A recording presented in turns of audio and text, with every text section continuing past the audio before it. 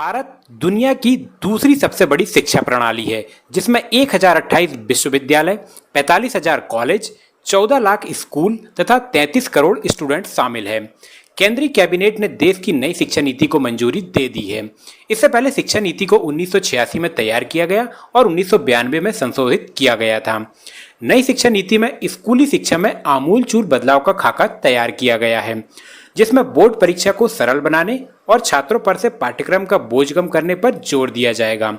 सबसे पहले तो मानव संसाधन विकास मंत्रालय का नाम बदलकर शिक्षा मंत्रालय कर दिया गया है।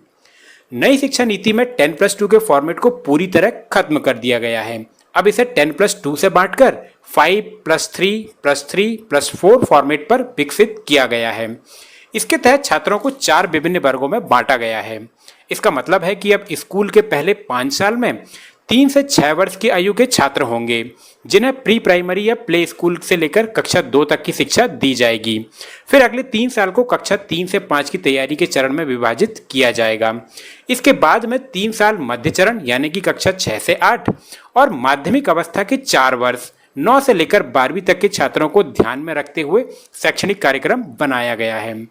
इसके अलावा स्कूलों में कला, वाणिज्य, विज्ञान स्ट्रीम का कोई कठोर पालन नहीं होगा। छात्र अब जो भी पाठ्यक्रम चाहे वो ले सकते हैं।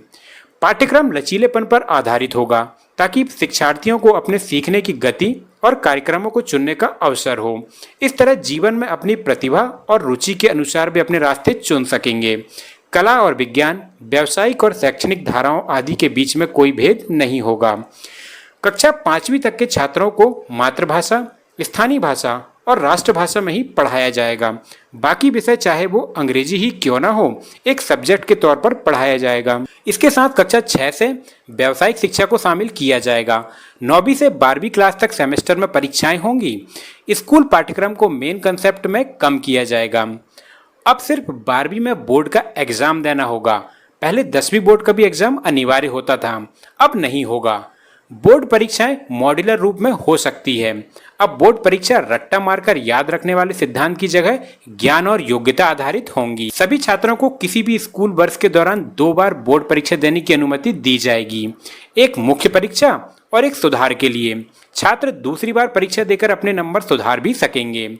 स्कूली शिक्षा गुणवत्ता की अब हर 5 वर्षों में समीक्षा की जाएगी। 2022 के बाद से शिक्षकों की भर्ती सिर्फ नियमित होगी और पैरा टीचर्स नहीं रखे जाएंगे। हर एक विषय में पाठ्यचर्या की सामग्री को कम किया जाएगा और सीखने के लिए महत्वपूर्ण सोच और अधिक समग्र, इंक्वायरी आधारित, डिस्कवरी आधारित, चर्चा आधारित और एनालिसिस यानी विश्लेषण आधारित तरीकों पर जोर दिया जाएगा। सामाजिक आर्थिक रूप से वंचित पृष्ठभूमि के छात्रों के लिए जवाहर नवोदय विद्यालय में विशेष रूप से निःशुल्क बोर्डिंग सुविधाओं का निर्माण किया जाएगा। ग्रेजुएट कोर्स की बात करें तो मल्टीपल एंट्री एग्जिट सिस्टम लागू किया गया है। स्नातक में प्रवेश लेने के बाद 3 साल पढ़ाई करना अनिवार्य नहीं होगा। अगर पढ़ाई पूरी नहीं कर पाए तो भी फायदा मिलेगा। पहले साल के बाद सर्टिफिकेट, दूसरे साल के बाद डिप्लोमा और 3 या 4 साल बाद डिग्री दी जाएगी। अभी लागू शिक्षा नीति के अनुसार किसी छात्र को शोध करने के लिए स्नातक, एमफिल और उसके बाद पीएचडी करना होता था, परंतु अब जो छात्र शोध क्षेत्र में जाना चाहते हैं वे 4 साल के डिग्री प्रोग्राम के बाद सीधे पीएचडी में प्रवेश ले सकते हैं। वहीं जो छात्र नौकरी करना चाहते हैं उनके लिए वही डिग्री कोर्स 3 साल में पूरा हो जाएगा। नए सुधारों में टेक्नोलॉजी और ऑनलाइन एजुकेशन पर जोर दिया गया है। अभी हमारे यहाँ डीम्ड यूनिवर्सिटी, सेंट्रल यूनिवर्सिटीज और स्टैंड अलोन इंस्टीट्यूशंस के लिए अलग अलग नियम हैं।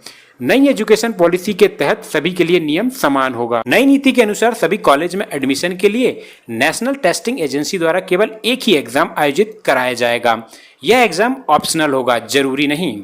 कानूनी और मेडिकल कॉलेजों को छोड़कर सभी उच्च शिक्षा संस्थान एकल नियामक यानी सिंगल रेगुलेटर होंगे। वोकेशनल एजुकेशन को चरणबद्ध तरीके से सभी स्कूलों और उच्च शिक्षा संस्थानों में इंटीग्रेट किया जाएगा। 2025 तक स्कूल और शिक्षा प्रणाली के माध्यम से कम 50% को व्यावसायिक शिक्षा में शामिल होना होगा, जिसके लिए लक्ष्य और समय सीमा के साथ एक स्पष्ट कार्य योजना विकसित की जाएगी। साल 2030 तक देश के 100% बच्चों को स्कूली शिक्षा में नामांकन कराने का लक्ष्य रखा गया है। अभी भी गरीब और पिछड़े वर्ग के बच्चे बेसिक शिक्षा से वंचित हैं, जिन तक शिक्षा का प्रसार बेहद जरूरी है। नई शिक्षा नीति 2035 तक हाई स्कूल के 50% छात्रों के लिए उच्च शिक्षा तक पहुंच का विस्तार करना चाहती है और इससे पहले यूनिवर्सल अडल्ट लिटरेसी को भी बढ़ावा देगी। एकेडमिक बैंक ऑफ क्रेडिट बनेगी। छात्रों के परफॉर्मेंस का डिजिटल रिकॉर्ड इकट्ठा किया जाएगा। 2040 तक सभी उच्च शिक्षा संस्थान को रिसर्च इंस्टीट्यूट बनना होगा, जिनमें से प्रत्येक का लक्ष्य 3000 या अधिक छात्र होंगे। गुणवत्ता योग्यता अनुसंधान के लिए एक नया राष्ट्रीय शोध संस्थान भी बनेगा। और इसके साथ ही मंत्रिमंडल ने यह भी तय किया है कि सकल घरेलू उत्पाद यानी जीडीपी का लगभग 6% तक शिक्षा पर सार्वजनिक खर्च बढ़ाया जाए, जो कि अभी करीब 4% के करीब है। तो ये थी न्यू नेशनल एजुकेशन पॉलिसी के बारे में कुछ महत्वपूर्ण बातें। धन्यवाद।